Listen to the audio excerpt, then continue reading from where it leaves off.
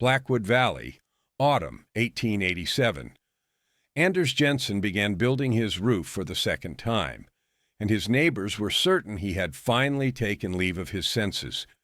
He had just finished laying a perfectly good timber roof deck over the log walls of his new cabin, sealing it with tarred canvas just as any sensible man would.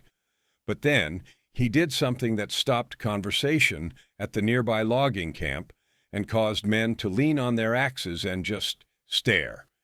He began nailing vertical lengths of 2x4 lumber on edge directly onto his new roof, creating a grid of wooden spars that stood 3.5 inches tall. Silas Croft, who had built more than half the cabins in the valley and was regarded as the final word on sound construction, spat a stream of tobacco juice near a stump. "He's building a trap for the snow," Silas declared to anyone who would listen. "It'll sit in that gap he's making, turn to ice, and crush the whole structure before February." The other men nodded in sober agreement. Winter in the high country of the Northern Territories was not a force for amateur experimentation. It was a predator. It stalked the unprepared and consumed the foolish. Every nail, every log, every decision made between August and October was a matter of life and death. A poorly chinked wall meant frostbite. A bad chimney draft meant a cabin full of smoke, or worse, a fire. A weak roof meant collapse under a dozen feet of snow. What Anders Jensen, the quiet Norwegian shipwright who had arrived only 2 years prior, was doing seemed to be a flagrant invitation to disaster. What did this quiet outsider, this builder of boats, understand about the crushing, freezing reality of a mountain winter that a man like Silas Croft had missed for 30 years? It's a question of physics, of moisture, and of a hidden enemy that everyone in the valley fought, but no one had ever truly identified. Before we uncover the secret behind Anders Jensen's supposed madness and the night it saved his family, take a moment to subscribe to our channel for more stories of forgotten wisdom. Let us know in the comments where you're watching from and what the winters are like in your part of the world.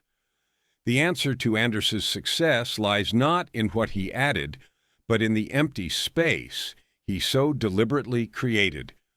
To understand Anders's innovation, one must first understand the misery of a standard Blackwood Valley winter. The problem was not the cold itself. Men and women of that era were accustomed to cold. The problem was the damp. It was a creeping, insidious damp that came from within, not from without. Every cabin, from the most meticulously built to the roughest trapping lean-to, suffered the same fate once the temperature dropped below zero for more than a few days at a time. The phenomenon was as predictable as the sunrise. A family of 4, living and breathing in a sealed 20 by 20 foot space, released a staggering amount of moisture into the air. Every breath exhaled, every pot of stew simmered, every kettle boiled for tea. It all added water vapor to the interior atmosphere. This warm, humid air would rise naturally, following the laws of convection. It would travel upwards until it met the coldest surface in the cabin, the underside of the roof sheathing. The moment that warm, moist air touched the timber boards, which were only inches away from an ambient temperature of 20 or 30 degrees below zero, the water vapor underwent an instantaneous phase change. It turned from gas to solid. Bypassing the liquid state entirely, it became frost, hoarfrost. A thick, crystalline layer of ice would begin to grow on the ceiling. It would trace the lines of the rafters and bloom in ghostly white flowers around every single nail head, as the iron nails acted as thermal bridges, conducting the intense cold directly through the wood. During the day, or whenever the fire in the cast iron stove was stoked particularly high, The interior air temperature might rise enough to warm the ceiling just above freezing. The frost would then melt. The result was a constant, miserable drip, drip, drip, drip. It fell onto beds, into plates of food, and onto the heads of sleeping children. Blankets were perpetually damp. The smell of mildew was a constant companion from November to April. It was more than an annoyance, it was a danger. The dampness chilled the body, promoted sickness, and rotted the very structure of the home. The men of the valley accepted it as a grim, unavoidable fact of life, like the darkness of the solstice or the hunger of the wolves. But Anders Jensen was not a landsman. He was a shipwright, trained in the fjords of Norway, where the sea met the mountains. He had spent his youth building wooden fishing vessels designed to withstand the brutal North Atlantic. And a ship's hull taught a man lessons a cabin wall never could. A shipwright understood that the greatest enemy of a wooden vessel was not the sea, but the water that got inside it.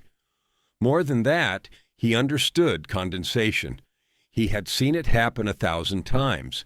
A ship loaded with cargo in a warm, humid port would sail into the frigid northern waters, and the inside of the hull would begin to sweat profusely as the cold sea chilled the planks. This internal sweating could ruin cargo and rot the ship from the inside out. Anders had spent years observing the subtle interplay of temperature, air, and moisture. He saw his neighbors' cabins not as houses, but as poorly designed hulls, sealed too tightly in some ways and not tightly enough in others. He watched them chink every last gap with mud and moss, trying to stop the cold from getting in, all the while creating a perfect container for the moisture they generated inside. They were fighting the wrong enemy. They were fighting the cold. Anders knew the real enemy was the trapped, wet air. The cold was merely the trigger. This fundamental shift in perspective was the seed of his entire idea. He wasn't trying to build a warmer roof. He was trying to build a drier one. His neighbors saw him wasting precious autumn workdays on a fool's errand. They saw a man nailing 2x4s onto a finished roof. Anders saw something else entirely. He was creating a precisely measured air gap, an interstitial space. After his grid of vertical 3.5-inch tall spacers was complete, he began the laborious process of hauling up more lumber. He laid a second, completely separate layer of roof, sheathing on top of these spacers. He had built a roof, then a gap, and now he was building another roof directly on top of it. The structure was now comprised of several distinct layers. At the bottom, visible from inside the cabin, were the heavy log rafters. On top of those was the primary roof deck of 1-inch thick pine boards. This would be his interior ceiling. On top of that, he had laid his vapor barrier of heavy, tarred canvas, a technique he borrowed directly from shipbuilding to make a surface both airtight and waterproof. Then came his controversial innovation, the 3.5-inch air gap held open by the grid of vertical spacers. Above this gap was the secondary or sacrificial roof deck. And finally, on the very top, he planned to install the newest and most expensive roofing material available at the time, sheets of corrugated metal. The crucial detail, the one that no one but Anders seemed to comprehend, was that the air gap was not sealed. At the lowest point of the roof, along the eaves, he left a continuous, screened-in opening. At the highest point, the ridge, he constructed a special vented cap that also allowed air to escape. His double roof was designed to breathe. The 3.5-inch space was, in effect, a chimney laid on its side, open at the bottom and open at the top. It was a passive ventilation channel. The scientific principle was, in retrospect, astonishingly elegant. The heat rising from the cabin below would warm the primary lower roof deck. Since this deck was separated from the brutal exterior cold by a thick layer of air, it would never get cold enough to reach the dew point of the interior air. The ceiling inside Anders's cabin would remain relatively warm and therefore dry. There would be no surface for the hoarfrost to form upon. The temperature gradient, the battlefield where condensation occurred, had been moved. The outer sacrificial roof was the one that would bear the brunt of the winter.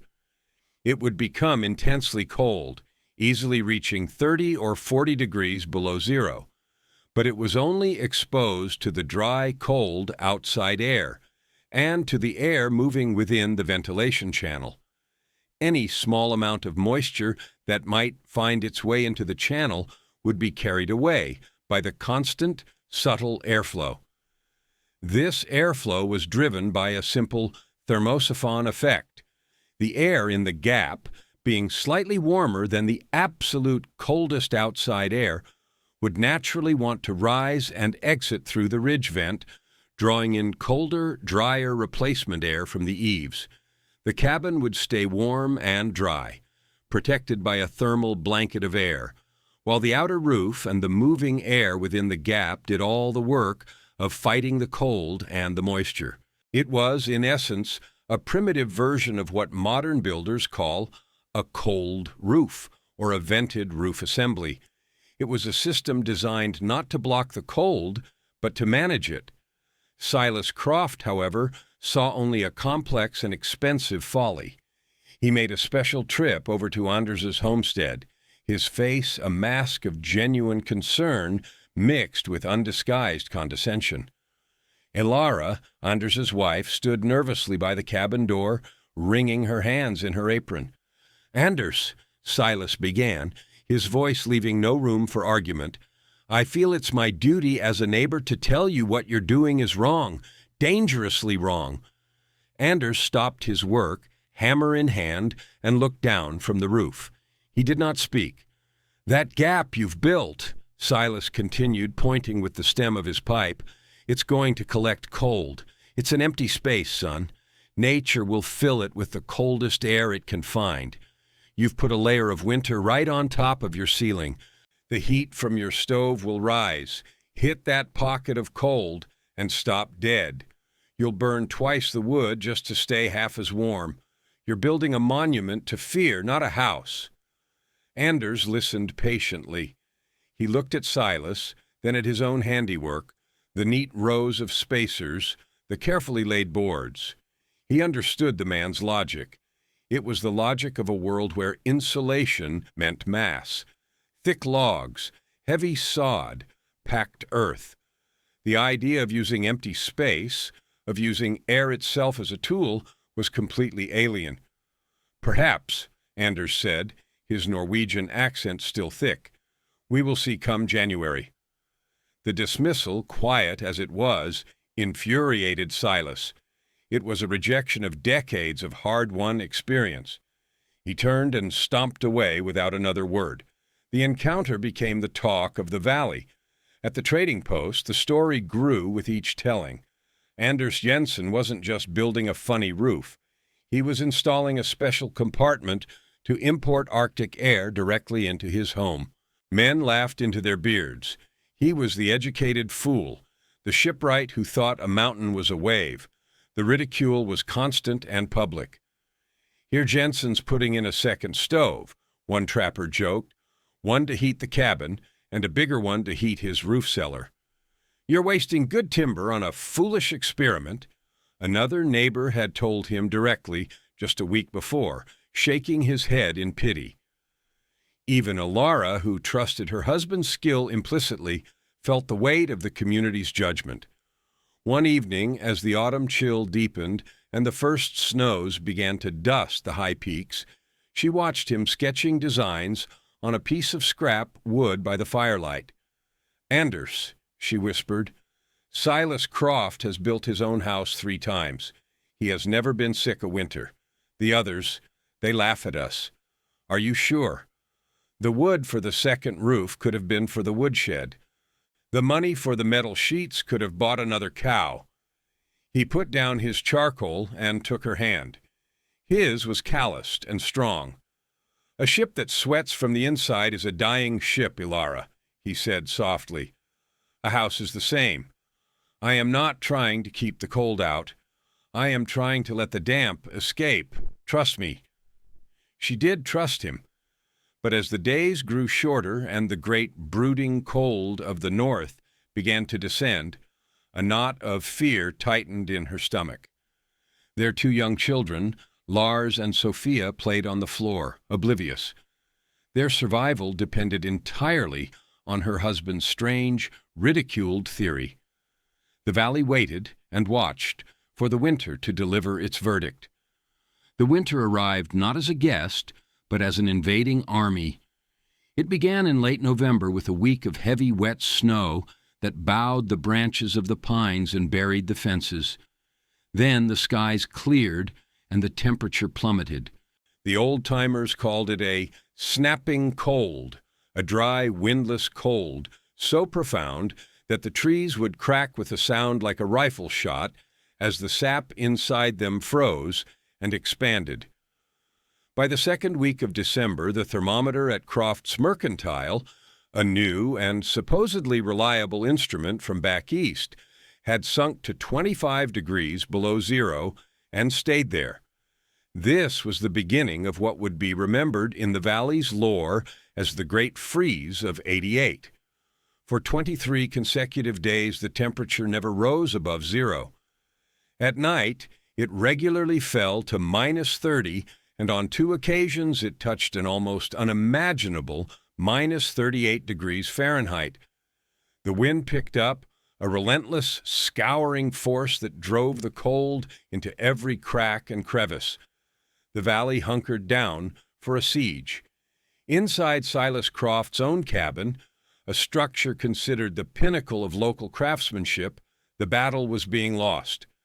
Despite having a roaring fire in his large Franklin stove, a fire he had to feed with seasoned oak every 45 minutes, the far corners of the main room never warmed above freezing. A thick layer of hoar frost, an inch deep in places, coated the entire ceiling. During the brief hours when the sun's weak rays hit the roof, the frost would melt, and a maddening drip of icy water would fall onto his wife's loom and into the flour bin. The nail heads on the ceiling were each adorned with a frozen teardrop of ice, some 3 inches long, that would grow, melt, and refreeze in a cycle of misery. The family lived in a small, huddled circle around the stove, wrapped in every blanket they owned. To venture more than 10 feet from the fire was to enter a different climate zone. The windows were opaque, with a thick, fern-like pattern of ice. Leaving the cabin to fetch more wood was a dangerous, painful ordeal. Silas was burning through his winter woodpile at a terrifying rate. He had planned for 6 cords to last until April. At this rate, he would be out by early February, a death sentence. This scene was repeated in every single cabin in the Blackwood Valley. Families struggled. The damp cold led to coughing sicknesses. Children were kept bundled and immobile. The daily work of survival, hauling water, tending livestock, gathering wood, became a heroic effort against an overwhelming foe. The very air seemed hostile to life. The inside of their homes, meant to be sanctuaries, had become extensions of the brutal winter, only with a damp, smoky atmosphere. But something strange was happening, or rather something was not happening. A trapper, making his way back to his own frigid cabin after checking a line near the Jensen homestead, passed by Anders's place late one afternoon. The temperature was 32 below zero, yet he saw no plume of heavy smoke billowing from Anders's chimney. There was only a thin, pale wisp, the kind you'd see on a mild autumn day. He expected to see a man in a constant state of panic, chopping wood, hauling logs, fighting to keep a desperate fire alive. Instead, He saw Anders calmly clearing a path to his small barn, working in his shirt sleeves and a light wool vest. It made no sense. It was deeply unsettling. The trapper mentioned it at the mercantile a few days later, his face etched with confusion. The story spread like wildfire, overriding the previous mockery with a new sense of mystery. How could a man work in his shirt sleeves when others were risking frostbite just to step outside? Why was his chimney so quiet? The laughter died down, replaced by a suspicious, worried silence. The climax came during the coldest night of the freeze. The wind howled down from the peaks, a 60-mile-per-hour gale that drove the wind chill into lethal territory. In his cabin, Silas Croft was awake all night, a sentinel feeding his hungry stove. The wind was forcing cold air down his chimney, filling the room with smoke and making the fire gutter and struggle. The dripping from the ceiling had stopped. It was now so cold inside the cabin, away from the stove, that the melting phase was skipped entirely. The ice was simply growing, a solid white canopy overhead. He looked at his wife and son, huddled together under a mound of furs, their breath pluming in the frigid air of their own home. He was a master builder, and he had failed them. He was losing. And then he thought of Anders Jensen. He thought of the quiet chimney, the man in his shirt sleeves. The professional indignation he had felt for months was slowly being eroded by a terrifying, gnawing curiosity. Inside the Jensen cabin, the scene was from another world. The great freeze of '88 was, to them, merely a topic of conversation. The temperature outside was a number, not a physical torment. Anders's small, efficient stove was burning low, consuming a single log every 2 hours. Ilara was sitting at her sewing table near the far wall, working on a new dress by the light of an oil lamp. She wore a simple cotton blouse. The children, Lars and Sophia, were not bundled in furs. They were asleep in their beds, under a single thick quilt each, their breathing slow and even. The air was warm, dry, and clean.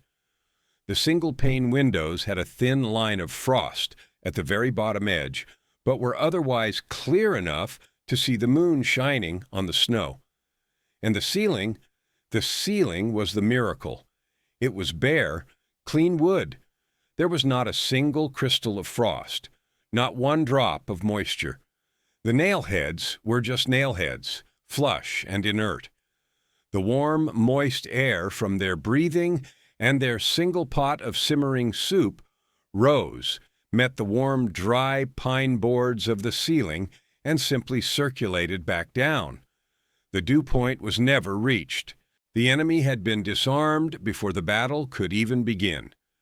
The family was living in what amounted to a thermos, a bubble of manufactured comfort and safety, entirely protected from the Arctic war being waged just inches above their heads. The only sound was the gentle hiss of the stove and the howl of the wind outside, a distant, powerless monster.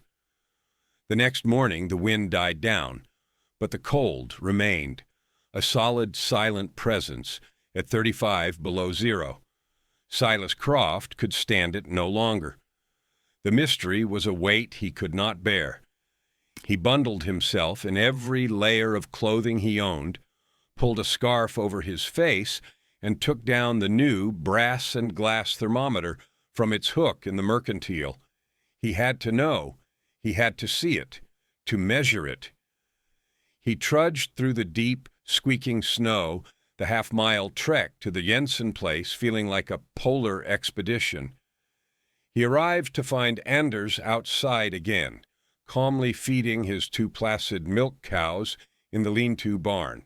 He was wearing the same vest and shirt sleeves as before. He simply nodded at Silas, his expression unreadable. "Anders," Silas said, his own words muffled by his scarf. I need to see inside. I need to see your stove, your ceiling." Anders gestured toward the cabin door with a gloved hand. Go. The wife is inside." Silas pushed open the heavy plank door and stepped in. The feeling was so profoundly shocking that he stumbled. It was not like stepping into a cabin. It was like stepping into a calm summer evening. The air was warm, not hot and smoky like the area around his own stove, but uniformly pleasantly warm.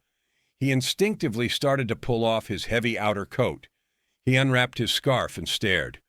Ilara was at the table drinking a cup of tea. The children were on the floor playing with carved wooden animals. Silas's eyes went immediately to the ceiling. It was as the trapper had said, clean, dry, bare wood. He looked at the walls. No ice. He looked at the windows. Clear. He held up his thermometer. He had checked its calibration before he left. In his own cabin, not 10 feet from the stove, it had read 45 degrees Fahrenheit. Near the wall, it had been 32 degrees, the freezing point. He held it up in the center of Anders's main room. He waited, his heart pounding. After 3 minutes, the mercury settled. He held it to the lamplight to be sure, 68 degrees. He walked over to the far wall, the one most exposed to the north. He held the thermometer against the logs. He waited again, 66 degrees. A 2-degree difference from the center of the room to the coldest wall. It was impossible. It defied everything he knew. Finally, he looked at the stove. It was a small, unassuming model. The firebox was half the size of his own. The damper was mostly closed, and a single medium-sized log was burning with a slow, lazy orange flame.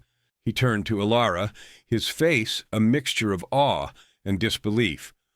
"How much wood do you burn?" he asked, his voice barely a whisper. She looked at her husband, who had just stepped back inside. Anders answered for her.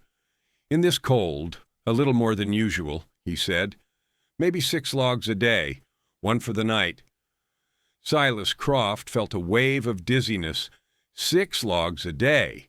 He was burning more than 30. He was consuming 5 times the fuel to achieve a fraction of the comfort, and in the process, he was turning his own home into a damp, icy cave.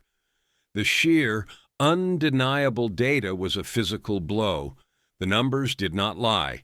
The thermometer did not have an opinion. The clean ceiling did not care about tradition. He looked at the thermometer in his hand. 68 degrees. He thought of the 35 below zero air just outside the walls, a 103-degree temperature differential maintained with a handful of wood. He thought of his own home, a miserable 45 degrees, maintained with a back-breaking continuous effort. He thought of the ridiculous-looking double roof, the wasted timber, the community's laughter. The hard numbers laid the truth bare. Anders Jensen wasn't just saving fuel, he was achieving a quality of life that the rest of them couldn't even imagine. His fuel consumption rate was approximately 20% of Silas's own. The thermal retention of his cabin was so efficient that a small, steady heat source could easily defeat the most brutal external cold. The pocket of winter Silas had predicted was the very thing saving them. It was a buffer, a thermal break that decoupled the interior from the exterior. Anders had not built a house. He had engineered a system. Silas walked over to Anders. The big, confident man of the valley suddenly humbled. He looked at the quiet Norwegian, a man half his size and a decade his junior. He felt the comfortable warmth on his face. He saw the healthy, relaxed family living in defiance of the Arctic siege outside. He had come to mock, or perhaps to debunk. He stayed to learn. He cleared his throat, the sound loud in the quiet room. "I was wrong, Anders," he said, the words costing his pride a great deal, but he said them clearly. Simply, completely wrong. He held up the thermometer as if it were evidence in a trial. "This works," he said, with a finality that closed a chapter in the valley's history. "This works. Will you teach me how?" That admission coming from Silas Croft was more powerful than any storm. The vindication was absolute. When the great freeze of '88 finally broke in mid-January, the story of Silas's visit to the Jensen cabin became the new legend of the Blackwood Valley. The mockery was replaced by a grudging, then an open admiration. That spring, Silas Croft, the valley's most respected builder, did not build a single new cabin. Instead, he spent his time with Anders Jensen, learning the principles of the vented roof. He became Anders's most vocal and important disciple. The first converts were two families whose children had been sick all winter. With Silas's help and Anders's oversight, they retrofitted their cabins. They tore off their old roofs and painstakingly recreated the double roof system, complete with the 3.5-inch vented air gap. The following winter was a normal one, cold and long, but not as severe as the freeze. The results were undeniable. The two retrofitted cabins remained as warm and dry as Anders's original. Their woodpiles lasted the entire winter with fuel to spare. Word of their success cemented the innovation's reputation. Within 5 years, nearly every single cabin in the valley had been retrofitted with what became known as a Jensen roof, or a breathing roof. The annual winter misery of indoor frost and constant dampness faded into memory, a story to tell the next generation about the old days. The impact on the community's health and economy was profound. The prevalence of winter respiratory illnesses dropped dramatically. Families saved immense amounts of time and labor, no longer engaged in a full-time battle to feed a hungry stove. The forests around the valley were less heavily taxed for firewood. The quality of life, the simple human dignity of living in a warm, dry home, improved beyond measure. Anders Jensen, the foolish outsider, had become the quiet, revered patriarch of a new way of building, a new way of surviving. Anders's practical wisdom, born from observing wooden ships, was a perfect example of solving a problem by correctly identifying it. He understood that you couldn't defeat the cold head-on, it was too powerful, but you could manage the medium it exploited, moisture.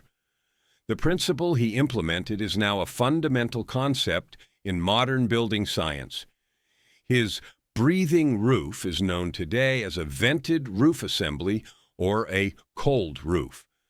The air gap he so carefully constructed acted as a capillary break and a ventilation channel, a core component of what modern architects call a rain screen principle, which is used on walls as well as roofs.